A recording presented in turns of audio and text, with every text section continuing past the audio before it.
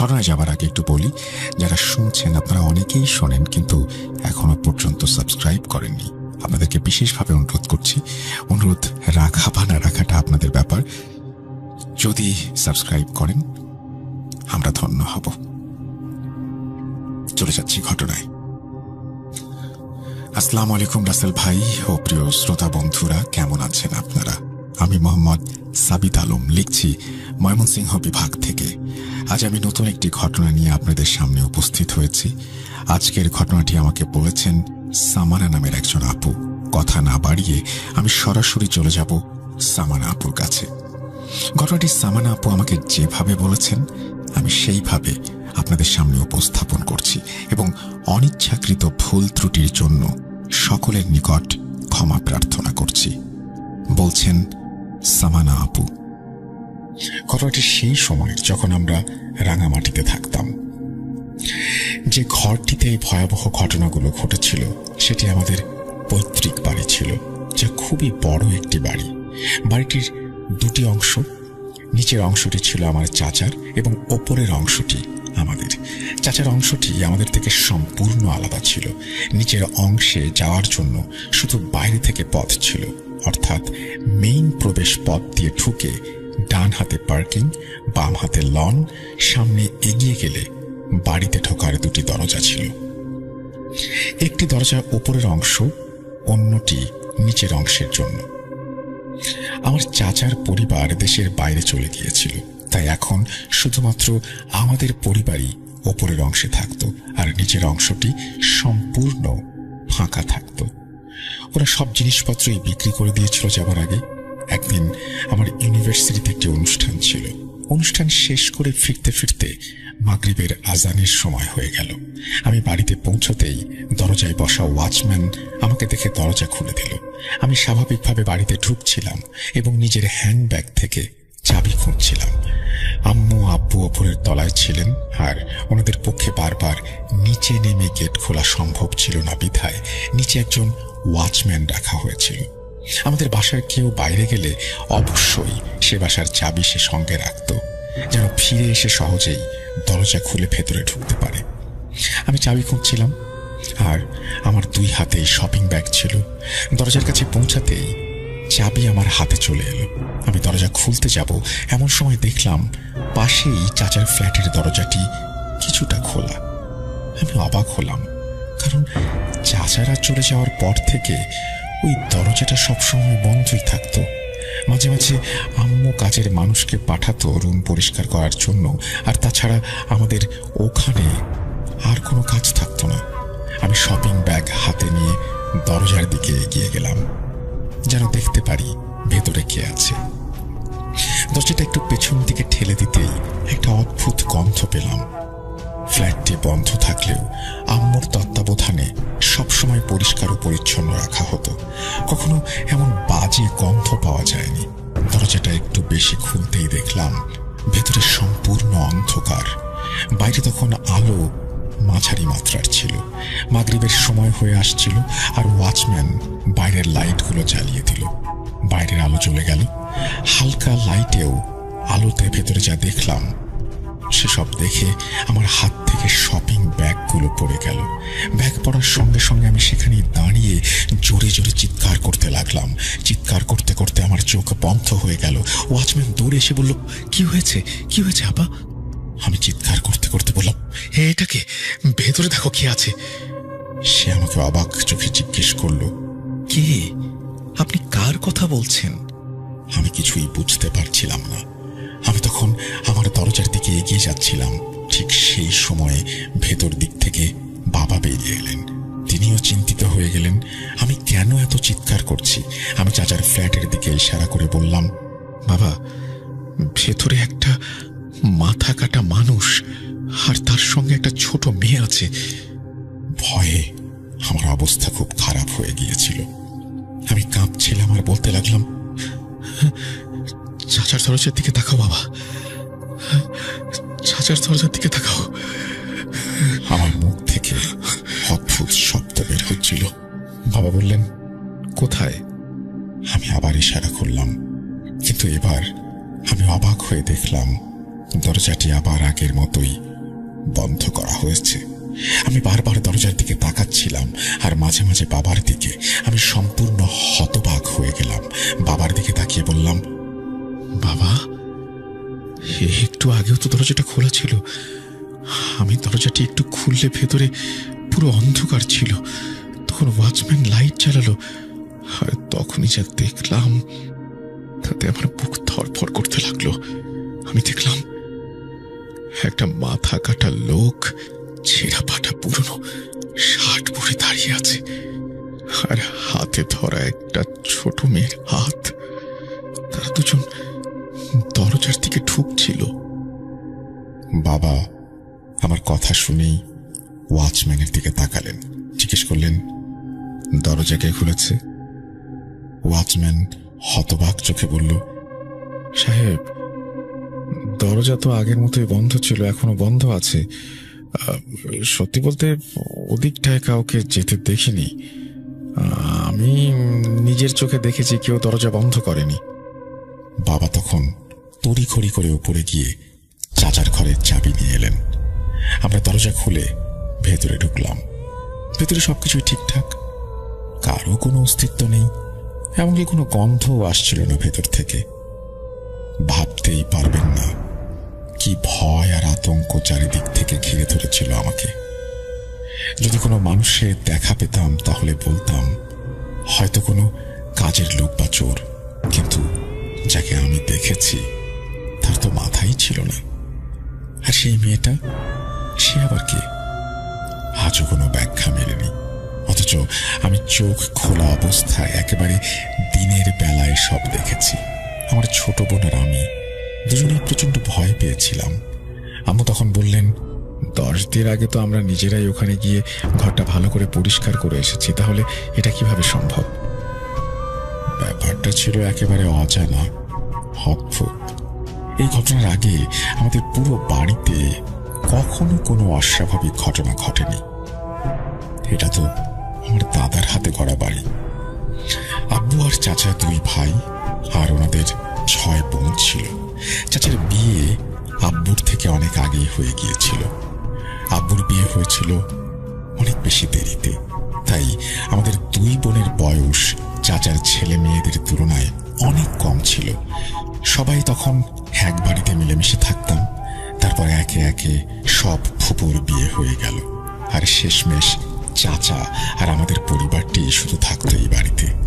আমাদের বাড়ির পেছনে ছিল একটা সরু গলি, আর যে বাড়ির সঙ্গে আমাদের পেছনের দেয়াল মিলত সেই বাড়িটি আমাদের জন্য পরিচিত হয়ে উঠেছিল একটা বিশেষ কারণে। কারণ সেই বাড়ির উঠোনের মধ্যে ছিল একটি কবর। আমাদের মতো ছোটদের কাছে ব্যাপারটা ছিল খুবই রহস্যময়।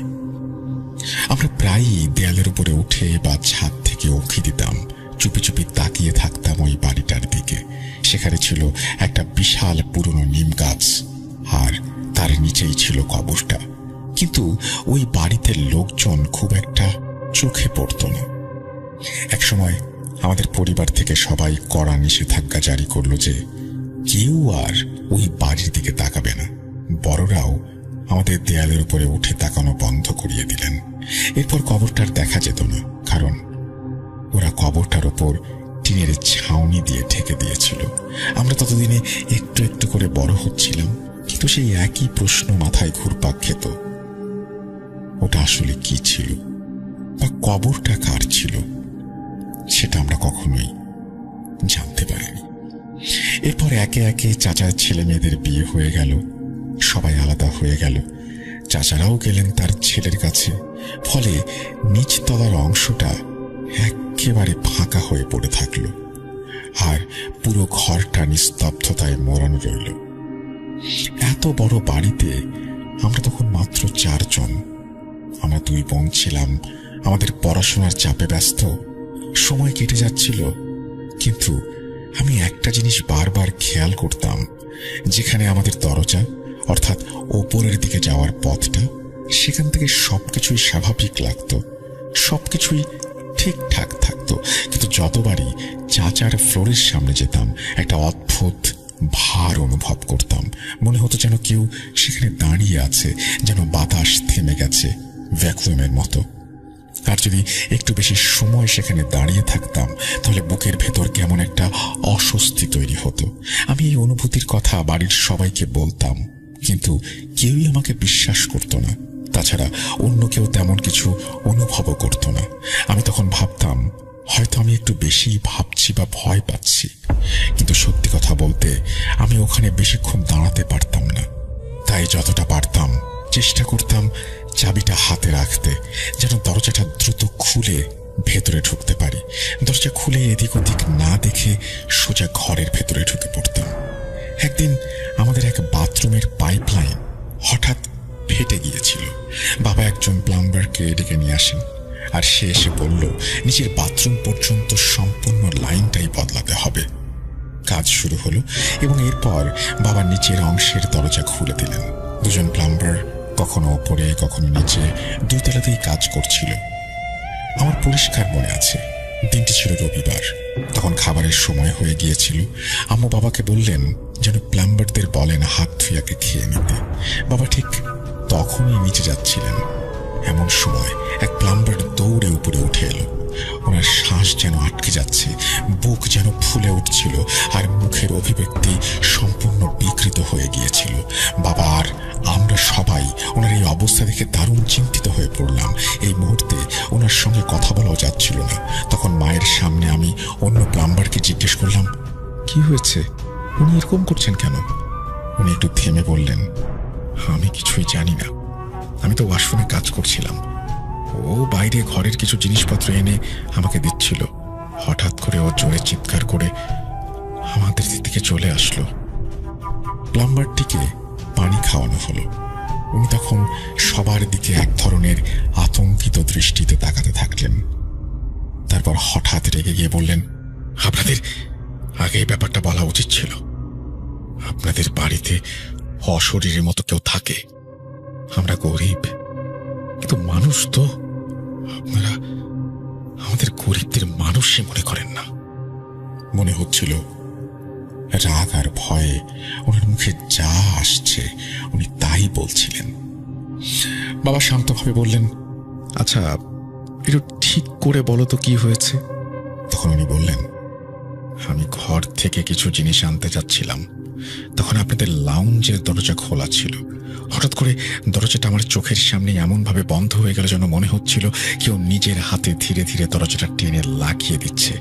কোনো বাতাস ছিল না, তবুও দরজাটা এত জোরে বন্ধ হলো যে আমি দেখলাম যে দরজার লক পর্যন্ত কাঁপছে। আর দরজাটা বন্ধ হওয়ার সঙ্গে সঙ্গে আমি দেখলাম একটা জখম অবস্থায় থাকা লোক ঘর থেকে বের হয়ে লাউঞ্জ হয়ে অন্য ঘরে ঢুকলো, আর তার সঙ্গে একটা লাল ফ্রক পরা মেয়ে।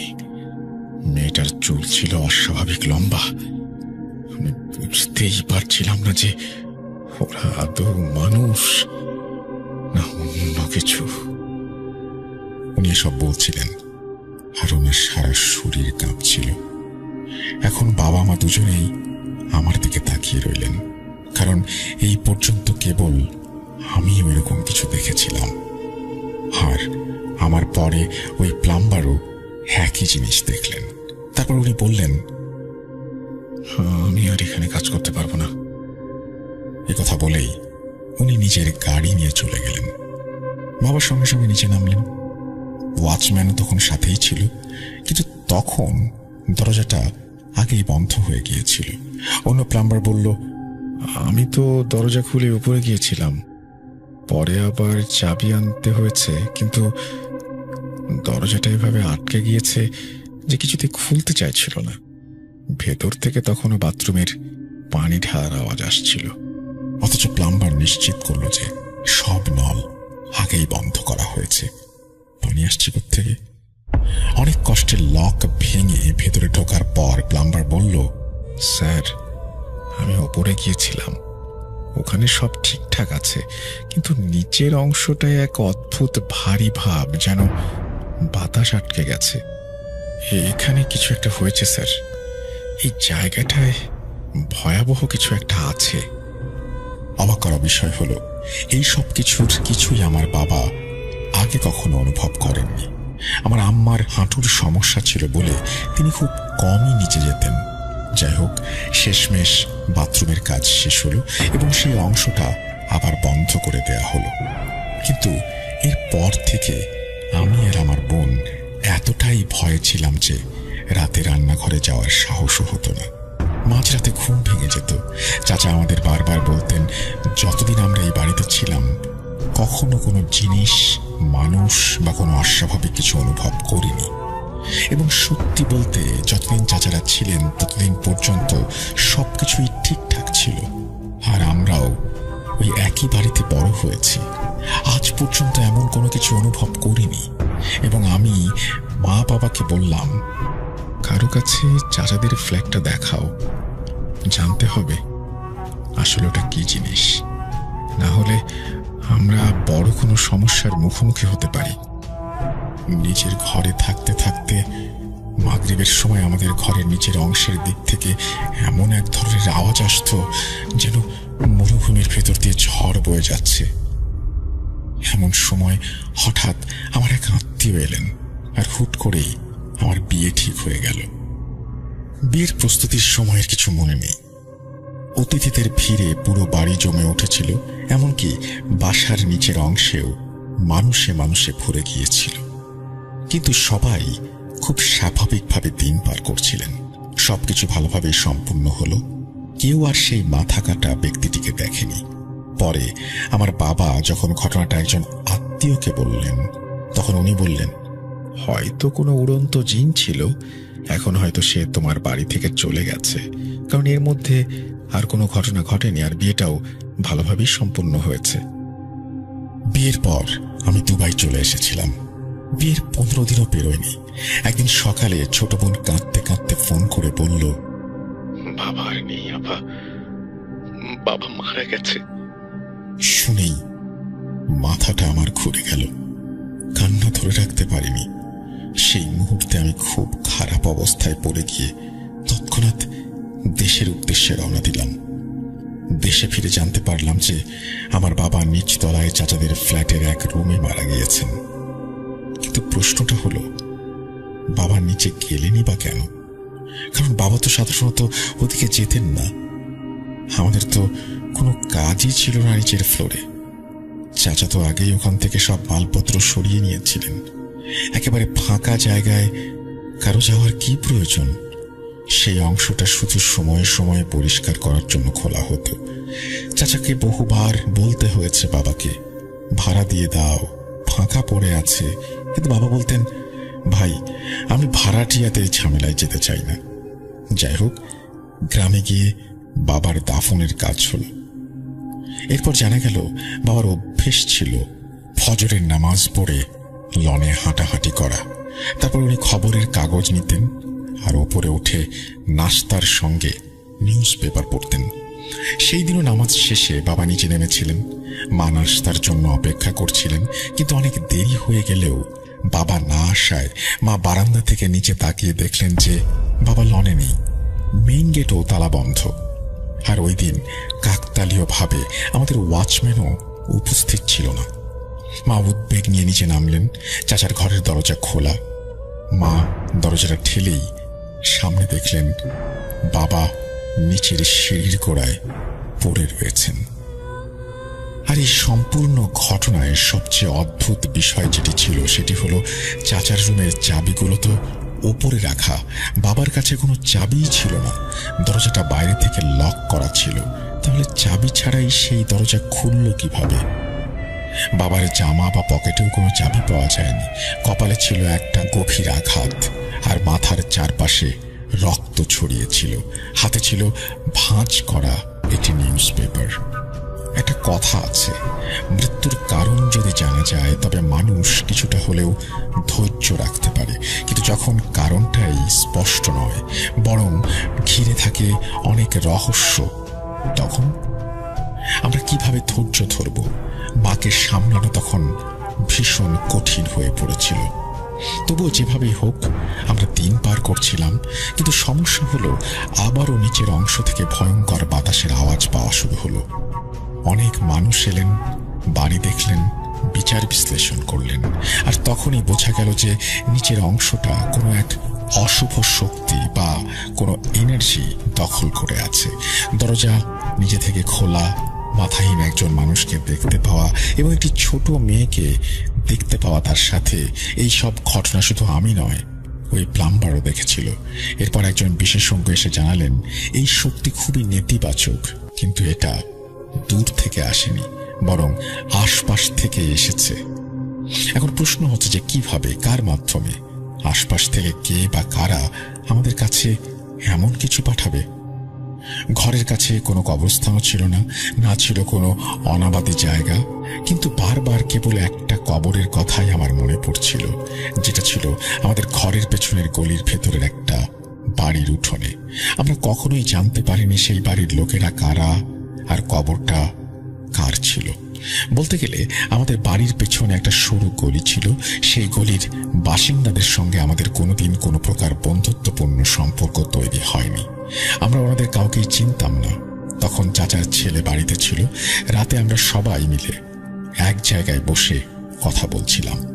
পরের দিন কাজিনরা মিলে ছাদে উঠেও ওই বাড়িটার দিকে তাকিয়ে দেখার চেষ্টা করলো। সেই বাড়ির দিকে তাকাতেই যা দেখলাম আমরা, একেবারে লাগোয়া আর উঠোনে বাঁধানো কবর। তখন আমরা আরো অবাক হয়ে দেখলাম যে আগের মতো সেখানে শুধু একটা কবরই নয়, বরং এখন সেখানে 3টা কবর। একটা তো আগে থেকেই ছিল, নতুন করে এসেছে একটা বড় কবর, আর তার পাশে একটা ছোট কবর। আমার খুব কষ্ট হলো। আমি খুব কষ্ট করে চারপাশ থেকে তাকিয়ে সব দেখছিলাম, কিন্তু টিনের ছাউনি থাকায় চোখে বেশ কষ্ট হচ্ছিল। তখন একটাই চিন্তা মাথায় ঘুরপাক খাচ্ছিল, এই মানুষগুলো কবরস্থান বাদ দিয়ে নিজের বাড়িতেই কেন দাফন করতে হলো? কেনই বা নিজের ঘরের উঠোনে লাশ মাটি চাপা দিয়ে রাখা হয়? আমার চাচাতো ভাই চারপাশ থেকে যতটুকু সম্ভব জানার চেষ্টা করছিলেন। জানা যায় যে কিছুদিন আগে সেই বাড়ির এক লোক মোটরসাইকেল দুর্ঘটনায় মারা গিয়েছিল। তার সঙ্গে ছিল তার ছোট মেয়ে। মেয়েটির বয়স আনুমানিক 6 থেকে 8 বছরের মতো, আর লোকটার বয়স 30-এর কাছাকাছি। এই কথা শুনে আমার চাচাতো ভাই প্রচন্ড রেগে গিয়েছিল। সে বলেছিল, এটা তো একদমই অনুচিত। লোকজন বাড়ির উঠোনে কি করবে সেটা আমার দেখার বিষয় না, কিন্তু কিভাবে কবর দিতে পারে? সে এমনকি ইউনিয়ন অফিসেও অভিযোগ করতে চেয়েছিল, কিন্তু সবাই ওকে থামিয়ে দিয়ে বলল, এই বিষয় নিয়ে পড়িস না, কে জানে ওরা কারা, তারা কি মানুষ ছিল, আর তাদের সমস্যাই বা কি ছিল, ঝামেলা বাড়ানোর দরকার নেই। আর এখানেই এলো আবার এক প্রশ্ন, এইসব ঘটনার সঙ্গে আমাদের বাড়িতে দেখতে পাওয়া সেই অদ্ভুত জিনিসটার কোন সম্পর্ক আছে কি? আজও পরিষ্কার নয়।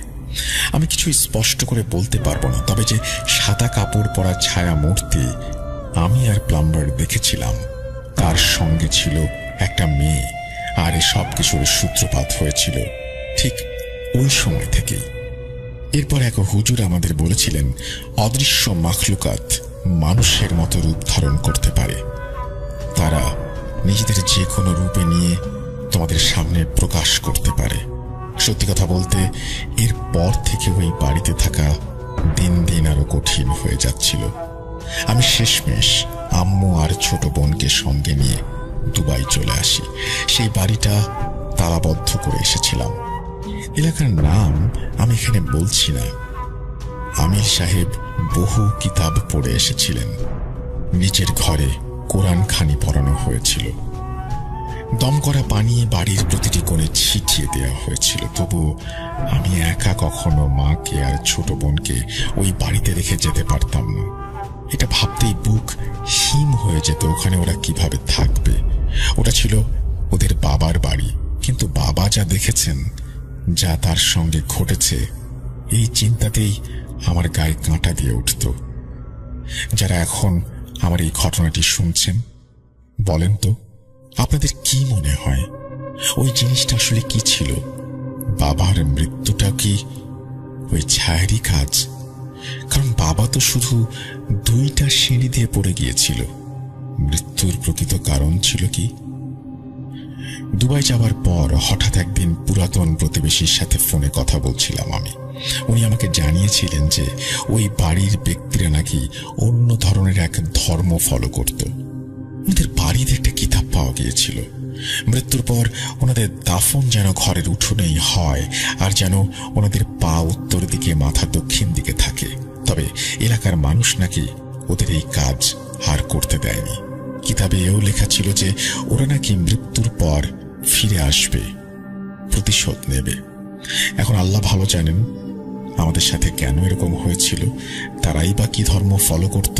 তবে এটুকু জানতে পেরেছিলাম যে সেই 3 কবরের মাঝে পরের 2 কবরের লাশ যেভাবে মারা যায় সেইভাবেই দাফন করা হয়। কোনো গোসল নাকি হয়নি। লোকটার মাথার উপর দিয়ে ট্রাকের চাকা চলে গিয়েছিল, আর মেয়েটা নাকি লাল ফ্রক পরা অবস্থায় ছিল তখন। বাকি যাই হয়েছে আল্লাহ মালুম। ধন্যবাদ প্রিয় লিসেনার্স, মনোযোগ দিয়ে ঘটনাটি শোনার জন্য। ঘটনা যদি ভালো লেগে না থাকে তবে অবশ্যই আমাকে ক্ষমা করবেন। আপনাদের সকলের সুস্থতা কামনা করি আমি সাবিত আলম বিদায় নিচ্ছি আজকে। এই বলে তিনি তার ঘটনা শেষ করেছেন। আমার কাছে মনে হয় যে ঘটনাটা বেশ অদ্ভুত টাইপের, এবং আমিও প্রশ্ন ছুড়ে দিতে চাই আপনাদের জন্য। কমেন্ট সেকশনে লিখুন কি মনে হয় আপনার, ওটা আসলে কি ছিল। আমরা চলে যাব আমাদের পরবর্তী ঘটনায়।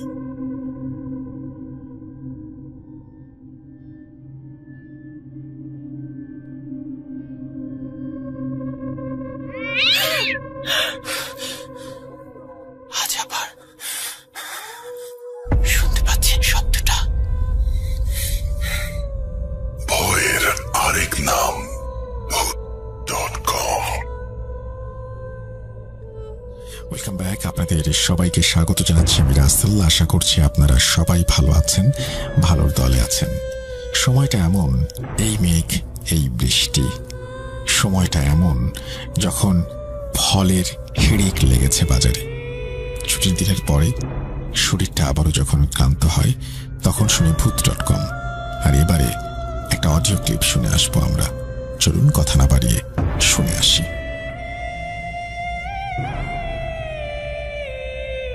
আসসালামু আলাইকুম রাসেল ভাই, আশা করছি আপনি ভালো আছেন। আপনি সহ ভূত.com এর সকল মেম্বারদেরকে আমি অসংখ্য ধন্যবাদ জানাই, কারণ আপনাদের জন্য আমরা এত সুন্দর সুন্দর গল্প শুনতে পারি, এত সুন্দর সুন্দর ঘটনার সাক্ষী হতে। এমন কোনো ফিল হচ্ছিল না যে ভয় পাচ্ছিলাম না, কারণ আমি বাসাতে একা থাকার অভ্যাস আছে এবং আমরা ওই বাসাতে অনেক দিন যাবত থাকি। তো ঘটনাটা হচ্ছে যে আমি পড়ছিলাম, আমি বসেছিলাম খাটের উপরে, এবং যে ফোল্ডিং টেবিল গুলা থাকে ওই টেবিলেই। তো টেবিলটা আমার একদম খাটের সাথে লাগানো ছিল এবং আমি খাটের উপরে বসেছিলাম, আর দরজাটা একদম আমার চোখের সামনে ছিল আর কি, আমার রুমের দরজাটা। তো যেহেতু আমার রুমের লাইটটা অন ছিল এবং আমার ফ্ল্যাটের বাকি রুমের লাইট গুলো অফ ছিল, সেহেতু ওইদিকে অন্ধকার ছিল এবং আমার রুমের আলোটা যতটুকু বাইরে যাচ্ছিল অতটুকুই আমি দেখতে পাচ্ছিলাম, আদার্স বাইরে অন্ধকার। যা হোক, আমি পড়তে পড়তে একটা সময় আমার এমন মনে হলো যে আমি ছাড়াও আমার এই ফ্ল্যাটে, আমাদের বাসায় কেউ একজন আছে, কেউ আছে, আমি অনুভব করতে পারছিলাম। এবং সেই অনুভবটা ছিল অনেক তীব্র।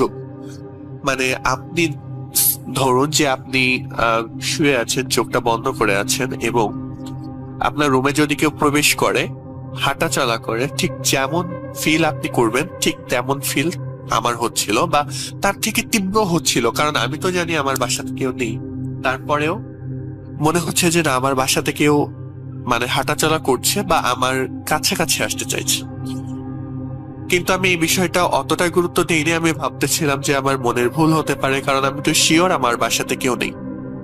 তারপরেও আমি রিচেক করার জন্য আমি আমার মেন দরজা চেক করতে যাই যে আমার মেন দরজা লক আছে কিনা। যা হোক, লক চেক করে এসে দেখি যে লক করা আছে, আমার বাসাতে কেউ ঢোকার পসিবিলিটি কোনোভাবেই সম্ভব না। যা হোক, আমি এসে আবার পড়তে বসি, এবং একটা সময় আসলে এই ফিলটা আমি বলে বোঝাতে পারবো না, কারণ এই বিষয়গুলো না যাদের সাথে হয় বা যার সাথে হয় সে ছাড়া অন্য কেউ এটা অনুভব করতে পারবে না, কারণ আমি এর আগে কখনো এইরকম অনুভব করিনি। যা হোক, আমি দেখলাম আসলে আমরা এই বিষয়টা না এমন যে আমরা যে চোখে যেমন দেখি ওই জিনিস হচ্ছিল সে আমার কাছে আসতে চাচ্ছে, মানে সে তো দরজার ওখানে এবং দরজা থেকে আমার ডিস্টেন্স ছিল প্রায় 5 ফুটের মতো হবে, এমন একটা ডিস্টেন্স ছিল। তো আমার মনে হচ্ছিল সে আমার রুমে প্রবেশ করতে চাচ্ছে এবং সে আমার সাথে কথা বলতে চাচ্ছে বা আমার কাছে আসতে চাচ্ছে। কিন্তু সেই সময়টায় আমার খুবই মানে ভয় অনুভব হওয়া শুরু হয়। মানে আমার যেহেতু এটা আমার জীবনের প্রথম আমি চাক্ষুষ দেখছি, সেহেতু তখন আমার অবস্থা খুবই একটা খারাপ হতে থাকে। তখন আমার ভেতর থেকেই কেন জানি না কেউ একজন মানে বলছে বা আমার মন থেকে চাচ্ছে যে সে আমার কাছে না আসুক, কারণ আমি ভয় পাচ্ছি।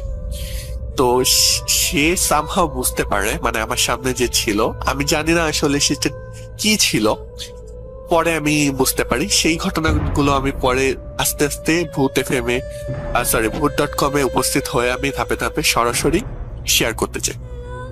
আচ্ছা, তো ঠিক তখন মনে হলো যে সে বুঝতে পেরেছে যে আমি ভয় পাচ্ছি বা আমি চাচ্ছি না সে আমার কাছে আসুক। সে খুবই আলতো একটা মুস্কি হাসি দিয়ে সে আস্তে আস্তে মানে ওইখানে দাঁড়িয়ে থাকা অবস্থায়, মানে কিনা আমার মনে হয় সে বুঝতে পেরেছিল, কারণ সে আমার দিকে, আমি ভাবনার পরে যে আমি ভয় পাচ্ছি এই ভাবনার পরেই সে আমাকে একটা সুন্দর মুস্কি হাসি দেয়।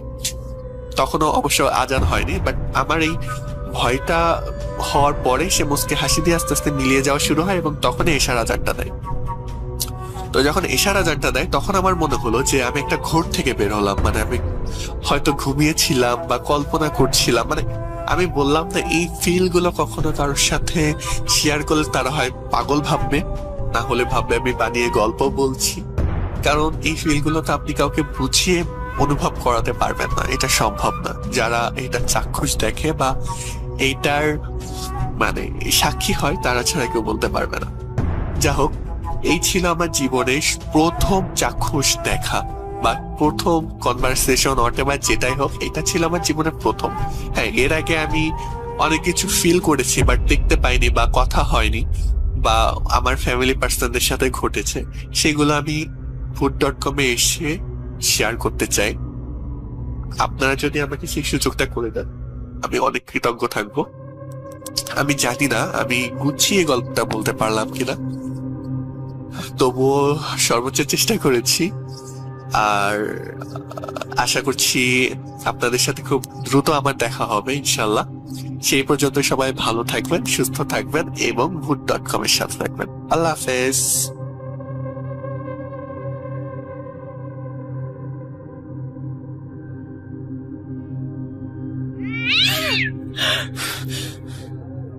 আজ আবার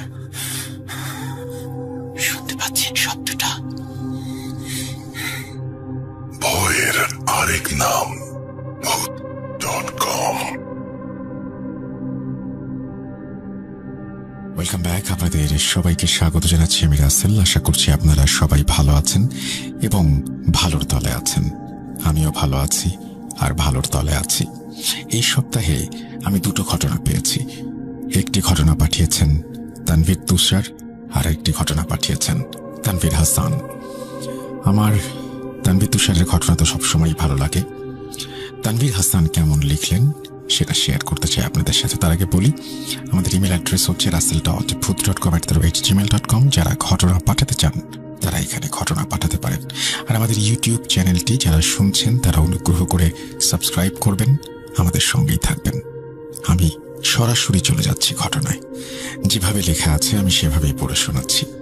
প্রথমেই নাম লিখেছেন তানভীর হাসান, তারপরে লিখছেন, আসসালামু আলাইকুম রাসেল ভাই, আশা করি আল্লাহর রহমতে অনেক ভালো আছেন, সুস্থ আছেন। আমি জানি আপনি সবসময় ভালোর দলেই থাকেন। আমি তানভীর, আমার বাসা রংপুর জেলার মিঠাপুকুর উপজেলায়। আমি আপনার ফলোয়ারদের মধ্যে একজন। আমি আজ যে ঘটনাটি বলবো সেটা আমার এক কাজিনের কাছ থেকে শোনা। তার নাম রেদওয়ান আহমেদ। আমরা দুজনই ভূত এফএম থেকে এখন ভূত.com শুনি। সে এখন থাকে ঢাকায়। তার কাছে ঘটনাটি শুনি আমি বছরখানেক আগে, তবুও লেখার আগে তার কাছ থেকে আবার শুনে নেই ঘটনাটি। সে আমাকে যেভাবে বলেছিল আমি ঘটনাটি সেভাবেই তুলে ধরছি। অনিচ্ছাকৃত ভুল ত্রুটি ক্ষমার সুন্দর দৃষ্টিতে দেখার অনুরোধ করছি।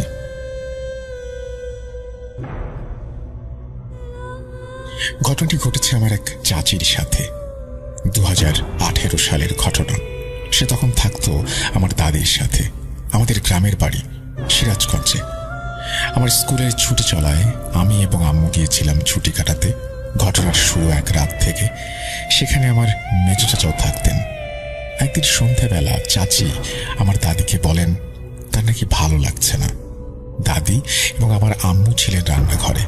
হঠাৎ করে আমার চাচির ঘর থেকে একটা চিৎকার শুনলাম। আমরা সবাই বের হয়ে দৌড়ে গেলাম সেখানে। গিয়ে দেখি চাচি ঘরের মেঝেতে পড়ে আছেন। অনেক কষ্টে চাচির জ্ঞান ফেরানো হলো। তার ওপরের দাঁতের পাটি নিচের দাঁতের পাটির সাথে লেগে গিয়েছিল এবং এতটাই শক্ত হয়ে লেগেছিল মুখ খোলা যাচ্ছিল না। জ্ঞান ফেরার পর স্বাভাবিক হতে কিছুটা সময় নিলেন তিনি। স্বাভাবিক হওয়ার পর আমার আম্মু তাকে জিজ্ঞেস করলেন কি হয়েছিল।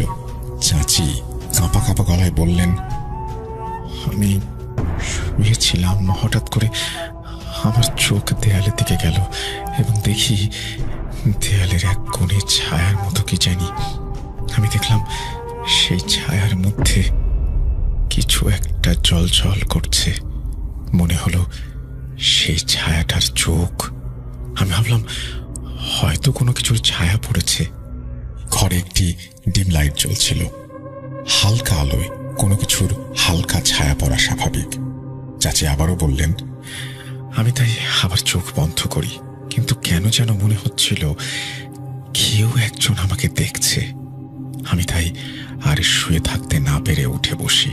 তখনও সেই ছায়াটি দেয়ালের এক কোণে। আমি কৌতূহল বশত সেটা কিসের ছায়া দেখার জন্য খাট থেকে নেমে যেই না সেটার দিকে পা বাড়াবো, অমনি একটা ঠান্ডা বাতাস জোরে আমার দিকে উড়ে এলো। আমি অনেক ভয় পাই। তারপর আমার আর কিছু মনে নেই। আমরা তাকে বলি ঘুমের ঘরে হয়তো ভুল দেখেছেন। আমরা তাকে বিশ্রাম নিতে বলে সেখান থেকে চলে যাই। কিন্তু এরকম ঘটনা যে শুধু একবারই ঘটেছে তা তো নয়। এরকম ঘটনা বারবার ঘটতে থাকে। সবাই মনে করে শারীরিক দুর্বলতার কারণে এমনটি হতে পারে, তাই চাচিকে ডাক্তার দেখানো হয়। কিন্তু ডাক্তার তেমন কোনো সমস্যা খুঁজে পান না। তিনি বলেন হয়তো শারীরিক দুর্বলতা। শেষে চাচিকে সাইকিয়াট্রিস্টও দেখানো হয়। কিন্তু সমস্যার শেষ নয়, বরং সমস্যারও বাড়তে থাকে। এই সমস্যা শুধু আমার চাচির কাছে সীমাবদ্ধ ছিল না, বরং পরিবারের সবার সাথে অদ্ভুত অদ্ভুত ঘটনা ঘটতে শুরু করলো। হঠাৎ করে একদিন রাতে আমার চাচা জোরে চিৎকার করে উঠল। আমরা তার ঘরের সামনে যাই এবং দরজা ধাক্কাতে থাকি। আমার চাচা এসে দরজাটি খুলে দেয় এবং যা দেখি, বিশ্বাস করেন রাসেল ভাই, আমি এইরকম দৃশ্য দেখব কখনো ভাবিনি। দেখি যে আমার চাচা দাঁড়িয়ে জোরে জোরে নিঃশ্বাস নিচ্ছেন। আমার চাচি তখনও খাটে শুয়ে গভীর ঘুমে আচ্ছন্ন। বলে রাখা ভালো, আমার চাচি ভয় পেতেন বলেই ঘরে সবসময় ওই ডিম লাইটটা জ্বালানো থাকতো। আমরা লাইট জ্বালানো অবস্থায় দেখি আমার চাচার শরীরের বিভিন্ন জায়গায় কাঁটা, জায়গায় জায়গায় কালো দাগ হয়ে আছে। আমরা চাচাকে জিজ্ঞেস করলাম কি ঘটেছে। সে একটু থেমে বলল, আমি ঘুমিয়েছিলাম, হঠাৎ ঘুম ভেঙে গেল এবং পেটের উপরে ভারী কিছু একটা অনুভব করলাম। আমি দেখলাম আমার উপরে ছায়ার মতো একটা অবয়ব বসে আছে। সে তখন থেকে আমাকে আঘাত করতে থাকে। তারপর শেষে আমি মিমের দিকে তাকাই, দেখি ও গভীর ঘুমে। শেষে আর না পেরে চিৎকার করি। এমন ঘটনা আমার মেজো চাচার সাথেও ঘটেছে একদিন। তাকেও অবয়বটি আঘাত করে। তখন আমার দাদি কবিরাজ ডেকে আনেন। কবিরাজের একটু বর্ণনা দেই। তার গায়ে অনেক পুরাতন একটি ছেঁড়া পাঞ্জাবি এবং লুঙ্গি, কাঁধে একটি পাটের ব্যাগ, আর চুল বড় বড় জট বাঁধানো। তিনি মেঝেতে বসলেন এবং ব্যাগ থেকে অনেকগুলো সিগারেটের প্যাকেট বের করলেন এবং একের পর এক ধরিয়ে টানতে লাগলেন। তিনি চক দিয়ে একটি বৃত্ত আঁকলেন। তিনি আমার চাচিকে বললেন মাটিতে আঁকা বৃত্তটির মাঝে বসতে। চাচি কিছুটা কাঁপা কাঁপা ভঙ্গিতে বৃত্তের মাঝখানে বসে পড়েন। কবিরাজ তার বস্তা থেকে একটি ছোট কাঁচের শিশি বের করেন। তার ভেতরে কিছুটা নারিকেল তেল ছিল। তিনি সেই তেল চাচির চোখে কয়েক ফোঁটা দেন। চাচির দৃষ্টি তখনও স্থির, ঠান্ডা এবং এক দৃষ্টিতে সামনের দেয়ালের দিকে তাকিয়েছিলেন তিনি। কবিরাজ এবার কিছু মন্ত্র পড়া শুরু করেন। তার ঠোঁট নড়ছিল, কিন্তু আমরা বুঝতে পারছিলাম না তিনি কি বলছেন। সেই মুহূর্তে ঘরের ভেতর এক ধরনের ভারী নিস্তব্ধতা নেমে আসে, যেন বাতাসও হঠাৎ থমকে গেছে। হঠাৎ করে চাচির দেহটা কেঁপে উঠল। তাঁর কণ্ঠস্বর হঠাৎ করে গম্ভীর এবং অস্বাভাবিক পুরুষালী হয়ে যায়। আমরা সকলে চমকে উঠি। এমন কণ্ঠ আমরা আগে কখনো শুনিনি। কবিরাজ আবার মন্ত্র পড়া শুরু করলেন। এবার তার গলায় কিছুটা তেজ। বললেন, তুই এই দেহে থাকতে পারবি না। কে পাঠিয়েছে তোকে? জবাব এলো না। চাচির মুখ স্থির, কিন্তু চোখ দুটো বিস্ফারিত, এমন ঠান্ডা, অথচ ভেতর থেকে জ্বলন্ত চোখ। আগে কখনো এরকম ভাবে কেউ দেখেনি। কবিরাজ এবার একটি লাল সুতা বের করে চাচির কনিষ্ঠ আঙুলে জড়িয়ে দিলেন এবং বললেন, তুই নাম বল, না হলে আমি তোর তেজ সব পানি করে দেব। সেই মুহূর্তে চাচির কণ্ঠস্বর গর্জে উঠল, আমি নাম বলবো না। আমাকে কেন ডেকেছিস সেটা বল।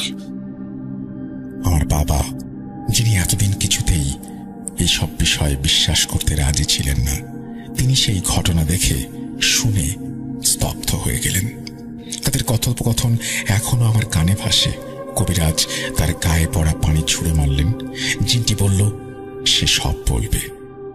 জিনটির বলা মতে চাচি একদিন রাস্তা দিয়ে যাচ্ছিলেন, তখন তার চাচিকে ভালো লাগে, তাই সে চাচির সাথে কথা বলতে চায়, কিন্তু সে সামনে এলেই চাচি জ্ঞান হারিয়ে ফেলতেন। এই বলে চাচি হঠাৎ মাটিতে পড়ে যান। কবিরাজ বললেন, পালিয়েছে। শুনুন, আপনারা একটু দূরে সরুন এবং একজন মেয়েটাকে ধরে বসার ব্যবস্থা করুন। কবিরাজ মন্ত্র পড়তে থাকেন। কিছুক্ষণ পর আবার জিনটি হাজির হয়। কবিরাজ তখন তার গায়ে পানি ছেটাতে ছেটাতে বলেন, পালিয়ে গেছিস একবার, হার নয়। চাচির মুখে তখন জিনটি কথা বলে ওঠে। সে সব বলতে রাজি হয়। কবিরাজ বললেন, আগে বল তুই কে? সে বলে তার কোনো নাম নেই, এমনকি তার বাবা মাও নেই। কবিরাজ তার সাথে তখন অন্য ভাষায় কথা বলতে থাকে। শেষে চাচি আবারও মাটিতে পড়ে যান। কবিরাজ আমাদের জানান, এ বড়ই খারাপ জাতের জিন, কিন্তু এ চলে যাবে, তবে বিনিময়ে তাকে কিছু দিতে হবে। ওই জিনের কোনো মা বাবা না থাকায় সে চায় এই মেয়ের আঁচল ধোয়া পানি খেতে, তাই তাকে 10 দিন এই মেয়ের আঁচল ধোয়া পানি খেতে দিতে হবে। কিন্তু এখানেও নিয়ম আছে। তার মা সারাদিন যে শাড়ি পরেছিলেন সেই শাড়ির আঁচল ধোয়া পানি খেতে হবে 10 দিন। ঘটনা এখানে শেষ হলে ভালো হতো, তবে 10 দিন পার হবার পরেও সেই জিন যায় না। আমার চাচি তখন তাকে দেখতে পেত। কোনো উপায় না পেয়ে আবারও সেই কবিরাজকে ডাকা হয়। আবারও আমার চাচির ওপর সেই জিনকে ভর করানো হয়। সেই জিন জানায় এই 10 দিনে ঠিক মতো তার খাওয়া হয়নি, তাই আরো 21 দিন খাওয়াতে হবে, এবং আরো বলে যে 2টি গ্লাসে পানি রাখতে। সে যেদিন চলে যাবে সেই দিন এই পানি সবুজ হয়ে যাবে। আকস্মিকভাবে ঠিক 21 দিন পর একদিন সেই পানি সবুজ হয়ে যায়। তারপর থেকে চাচি কখনো সেই ছায়া আর দেখেননি। তবে এখনো আমাদের বাড়িতে কিছু অদ্ভুত জিনিস দেখা যায়, যেমন আচমকা বহু প্রায় 100 সাপ একসাথে মাটি থেকে বের হয়ে আসা। কিছুক্ষণ বা কিছুদিন পর তা আবার হারিয়েও যায় এবং প্রায় পুরো বাড়ি জুড়ে আতরের গন্ধে ভরে যায়। এসব ঘটে, এটা আমার নিজের চোখের সামনে দেখা। কখনো ভুলতে পারবো না সেই ভয়ানক চোখ দুটো। বলছিল রেদওয়ান। রাসেল ভাই, এই ঘটনা শোনার সময় আমার ভাইয়ের মুখে আমি যে আতঙ্ক দেখেছিলাম তা মিথ্যা হতে পারে না। তবুও শ্রোতাদের বলছি, বিশ্বাস করা বা না করা আপনার ব্যাপার। সবার মঙ্গল কামনা করে শেষ করছি। আল্লাহ হাফেজ। এই বলে তিনি তার ঘটনা শেষ করেছেন। আশা করছি এই ঘটনাটি আপনাদের ভালো লেগেছে। যদি ভালো লাগে অবশ্যই আমাকে জানাবেন, ভালো না লাগলেও জানাবেন। আমরা চলে যাব আমাদের পরবর্তী ঘটনায়।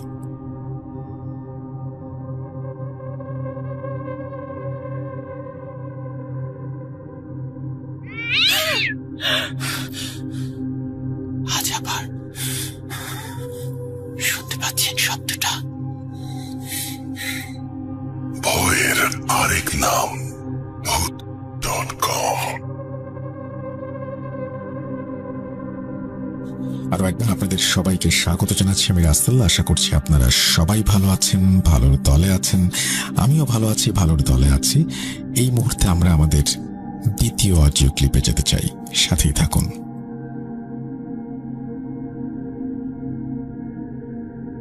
আসসালামু আলাইকুম রাসেল ভাই ও প্রিলিস।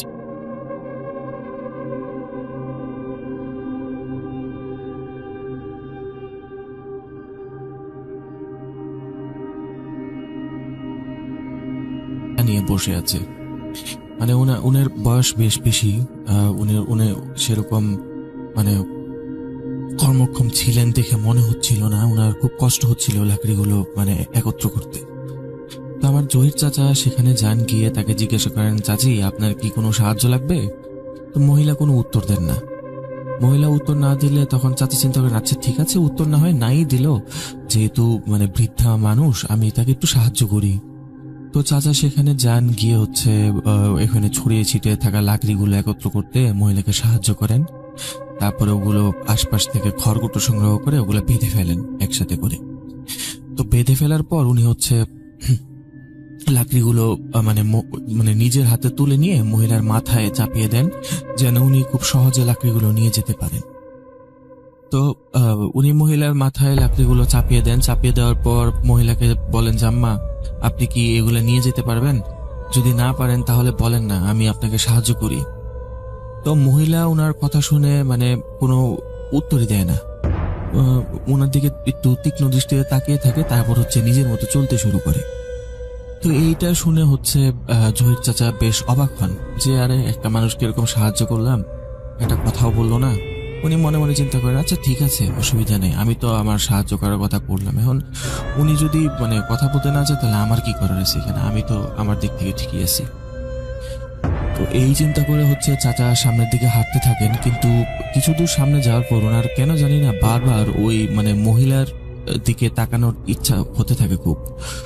মানে ওই মহিলার ব্যাপারে উনার মাথায় তখন থেকে এমন ভাবে মানে ওনার কথা ঘুরপাক খেতে থাকে যে উনি কিছুতেই মানে ভুলতে পারছেন না জিনিসগুলো। তাই তিনি মানে কিছু দূর সামনে গিয়ে পেছন দিকে ফিরে তাকান। ফিরে তাকিয়ে দেখেন যে যত দূর পর্যন্ত চোখ যায় ওই মহিলাকে কোথাও দেখা যাচ্ছে না। মানে ব্যাপারটা এরকম যে এই সামান্য কিছু সময়, 1 থেকে 1.5 মিনিটের মতো সময়, এই সময়ের মধ্যে একটা মানুষ এত লম্বা রাস্তা পার করে কিভাবে যেতে পারে। অবশ্য উনি পরে চিন্তা করেন যে আশেপাশে তো ঝোপঝাড় আছে, বাঁশ ঝাড় আছে, তো এইগুলোর ভেতরেই হয়তোবা কোথাও সে থাকে, এগুলোর ভেতর দিয়ে হয়তোবা কোথাও গিয়েছে।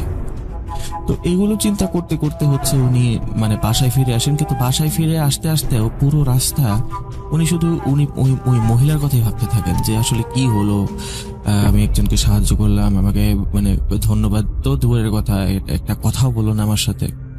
তো এরকম উনি চিন্তা করতে করতে বাসায় চলে আসেন।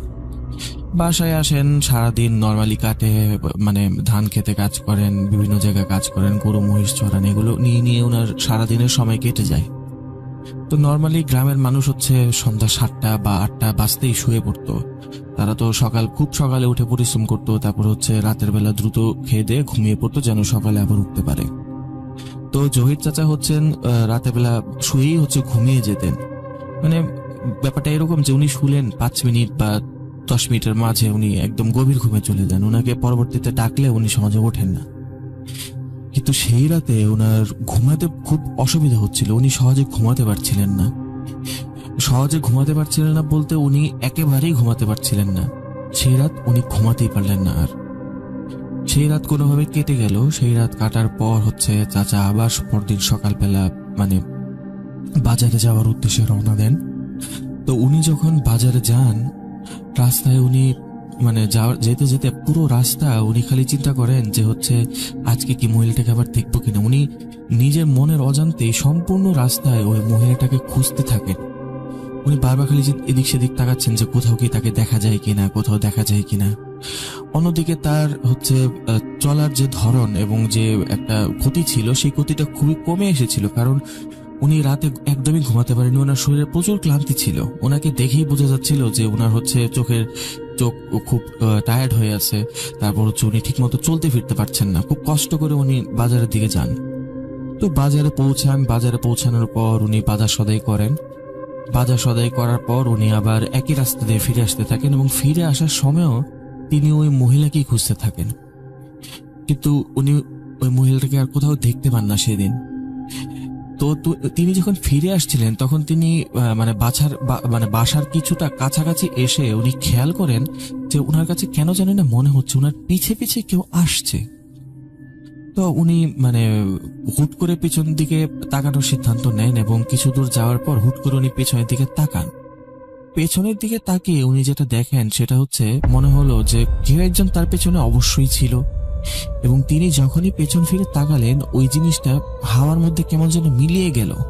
ওইটার কোনো অস্তিত্ব আর দেখা যাচ্ছে না, কিন্তু উনি পরিষ্কারভাবে বুঝতে পারছেন যে ওনার পিছনে এতক্ষণ কেউ না কেউ ছিলই, অবশ্যই ছিল, এবং সেটা এই মুহূর্তে মিলিয়ে গেল। উনি প্রচন্ড ভয় পান। উনি যতটুকু বলেন পরবর্তীতে এসে যে আমি দেখেছিলাম এরকম যে একটা অবয়ব আকৃতির কিছু একটা, মানুষ আকৃতির কিছু একটা আমি পেছন ফিরে দেখেছিলাম। পরবর্তীতে যখন খেয়াল করলাম তখন দেখলাম যে ওই মানুষ আকৃতিটা ধোঁয়ায় পরিণত হয়ে বাতাসের সাথে মিলিয়ে যাচ্ছে।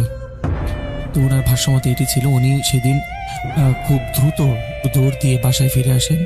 তো ওনার বাবা ওনাকে দেখে বেশ অবাক হয়ে ওনাকে জিজ্ঞাসা করেন, কিরে এত দৌড়ে দৌড়ে বাসায় ফিরছিস কেন? এই কথা বলার পর হচ্ছে উনি বলেন যে কিছু না আমি একটু ভয় পেয়েছি আর কি মনে হয়। উনি ওনার বাবাকে সবকিছু খুলে বলেন। ওনার বাবা বলেন যে এত বড় দামড়া ছেলে এখনো এরকম ভয় পাস, বাইরে টেরে যাস, তারপরে এত ভয় পাস, কিভাবে চলবে? তো উনি হচ্ছে ওনার বাবার কথায় তেমন একটা গুরুত্ব দেন না, কারণ গ্রামের মানুষরা তো এরকম ভাবেই কথা বলে। তো হচ্ছে সেদিন রাতেও উনি অনেক ঘুমানোর চেষ্টা করেন কিন্তু ঘুমাতে আর পারেন না। তো ঘুমাতে না পেরে ওনার অবস্থাটা এরকম হয় যে ওনার চোখে কালি পড়েছে। এরকম প্রায় মোটামুটি 1 সপ্তাহের মতো চলতে থাকে। তো 1 সপ্তাহ মতো চলতে চলতে ওনার শারীরিক অবস্থার বেশ অবনতি হয়। তো অবনতি হতে হতে এরকম হয় যে ওনার চলার ফেরার শক্তি অনেকটাই কমে যায়। তো কিছুদিন পর উনি আবার হচ্ছে সকালবেলা উঠে ওইখানে যান, বাজারের উদ্দেশ্যে রওনা দেন। ওনার যাওয়ার ইচ্ছা ছিল না যদিও, কিন্তু ওনার বাবা জোর করে ওনাকে পাঠান যে যা তুই বাজারে যা, বাজারে গিয়ে বাজার সদাই নিয়ে আয়। ওনার বাবার বেশ বয়স্ক ব্যক্তি ছিলেন। আর পরিবারে আমার যে বাবা ছিলেন, জহির চাচা ছিলেন ছোট, আমার বাবা ছিলেন বড়। আমার বাবা হচ্ছে শহরে একটা কলেজে লেখাপড়া করতেন তখন, এই জন্য বাবা আর কি শহরে থাকতেন। আর আমার জহির চাচা একাই হচ্ছে আমার দাদা দাদির সাথে গ্রামে থাকতেন। তো হচ্ছে জহির চাচাকে পাঠানো হয় বাজারে। উনি বাজারে যান। বাজারে যাওয়ার সময় বাজার করে উনি ফিরে আসতে থাকেন। তো ফিরে আসার সময় উনি দেখেন যে সেই বৃদ্ধ মহিলাটিকে আজ আবার দেখা যাচ্ছে।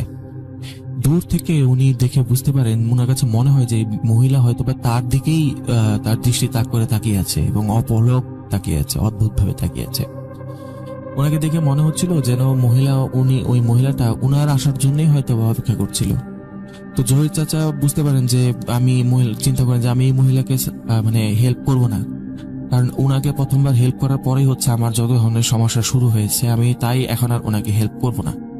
উনি একরকম পাশ কাটিয়ে ওই মহিলার পাশ থেকে চলে যেতে থাকেন।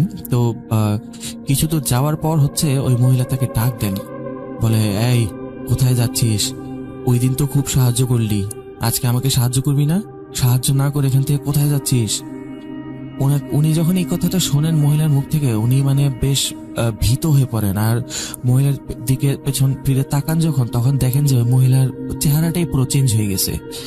ওনার হচ্ছে চুলগুলো একদম খোলা সাদা চুল, আর হচ্ছে মনে হচ্ছে ওখানে কোনো বাতাস ছিল না, কিন্তু ওনাকে দেখে মনে হচ্ছিল যে ওনার চুলগুলো বাতাসে যেন দুলছে, হেলছে, দুলছে, ভাসছে এরকম। আর ওনার মুখে ছিল খুব বিকৃত একটি হাসি। তো এইটা দেখে জহির চাচা সেখানেই বাজার সদাই ফেলে এক দৌড়ে বাসায় চলে এসে অজ্ঞান হয়ে যান। তো এই খবর শুনে হচ্ছে আমার বাবা গ্রামের বাড়িতে চলে আসেন। উনি গ্রামের বাড়িতে এসে জহির চাচাকে শহরে ডাক্তারের কাছে নিয়ে যান, কিন্তু প্রায় 4-5 দিন যাবৎ জহির চাচার কোনো জ্ঞান ফিরে আসে না। মোটামুটি 5-6 দিন পর যখন চাচার জ্ঞান ফিরে আসে তখন ওনাকে জিজ্ঞাসা করে যে কি হয়েছিল তোমার সাথে। তখন উনি সবকিছু খুলে বলেন, শুরু থেকে সবকিছু আবার খুলে বলেন, আর ওই দিনের ঘটনাও বলেন। এখানে একটি মানে খারাপ অবস্থা যেটা ছিল সেটা হচ্ছে জহির চাচা সেদিন থেকেই মানে ওনার পুরো শরীর প্যারালাইজড হয়ে যায়। ওনার হাত, ওনার পা, ওনার কোনো কিছুই কাজ করতো না। উনি শুধু কথা বলতে পারতেন আর হচ্ছে মাথা দোলাতে পারতেন। তো আমার দাদি খুব কষ্ট করে ওনাকে সামনে রাখতেন। প্রায়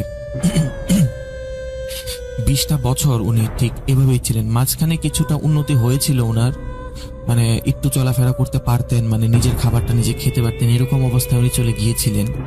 কিন্তু 20 বছর এই অবস্থায় থাকার পর উনি হচ্ছে মানে মারা যান। উনি মারা যান হচ্ছে 2010 সালের দিকে।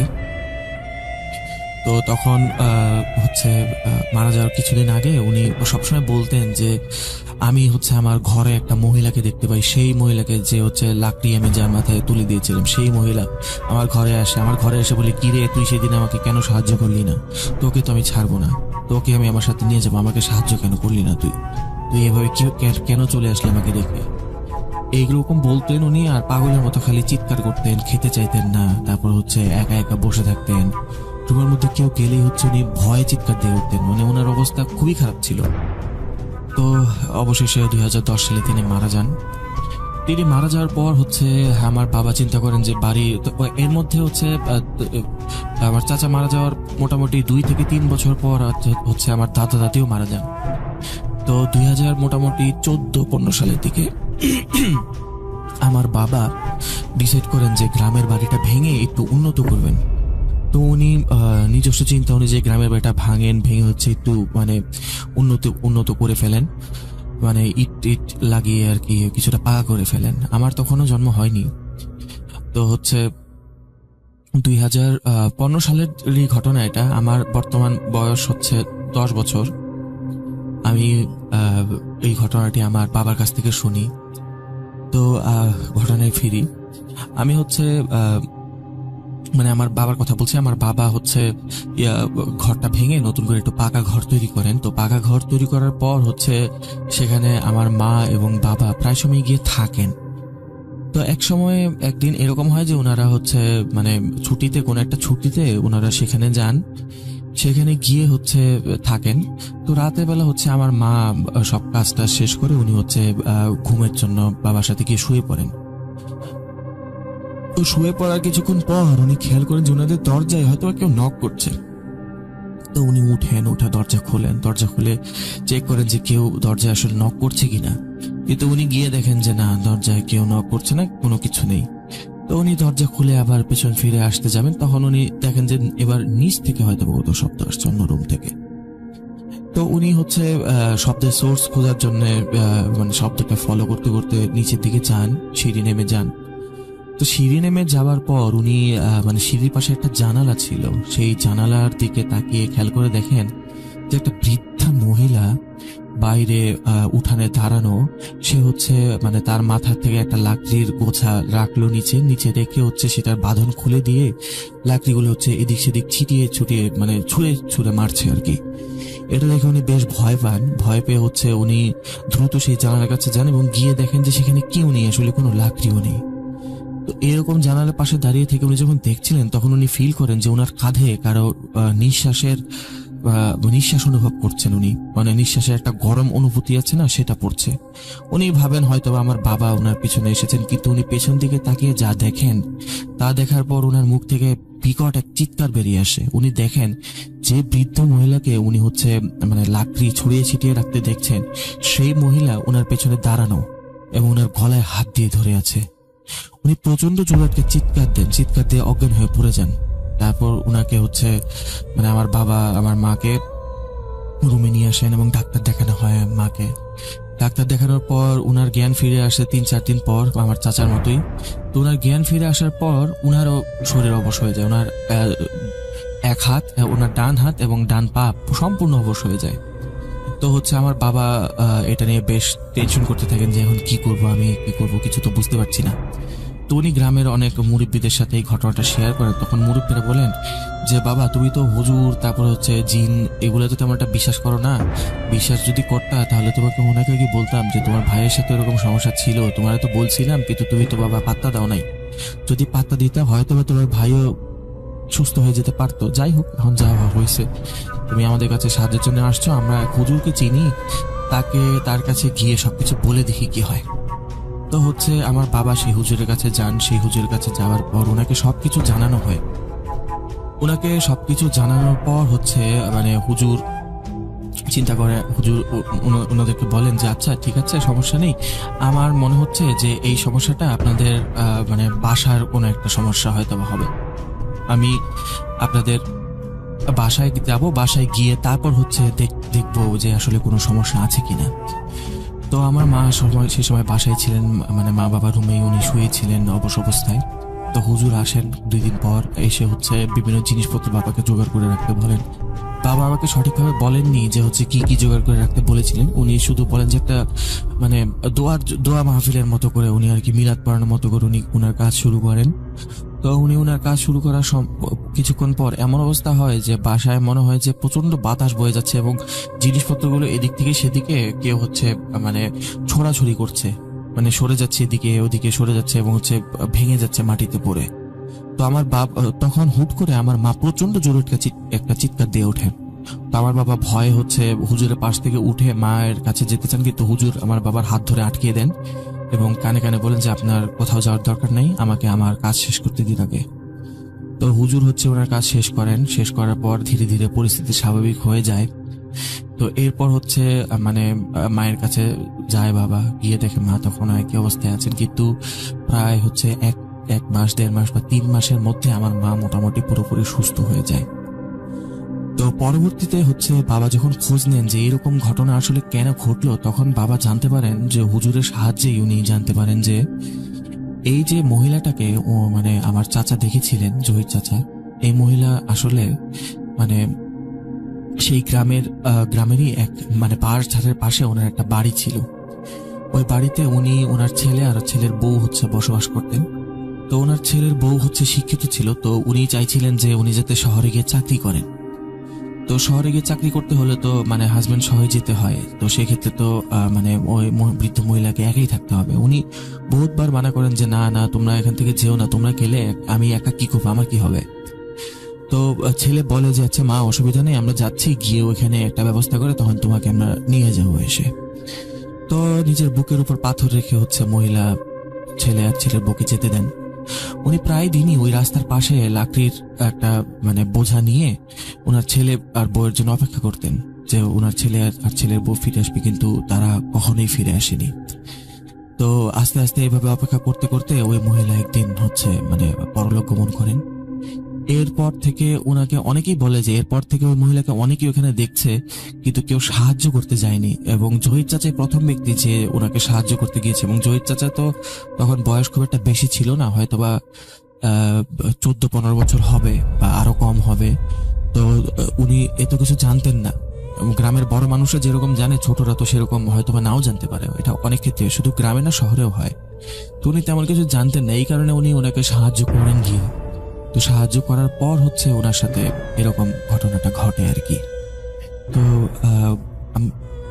মাঝে মাঝে আসলে এমন কিছু ঘটনা ঘটে যা হচ্ছে মানে মানুষ চিন্তাও করতে পারে না। কারণ কেননা একটা মানুষকে সাহায্য করা থেকে যে এত বড় ঘটনা ঘটতে পারে, এটা তো আসলে কেউ স্বপ্নেও কল্পনা করতে পারে না, আমিও পারি না। তো প্রিয় লিসেনার্স, এই ছিল আজকের ঘটনাটি। তো আশা করি আপনাদের কাছে ভালো লেগেছে।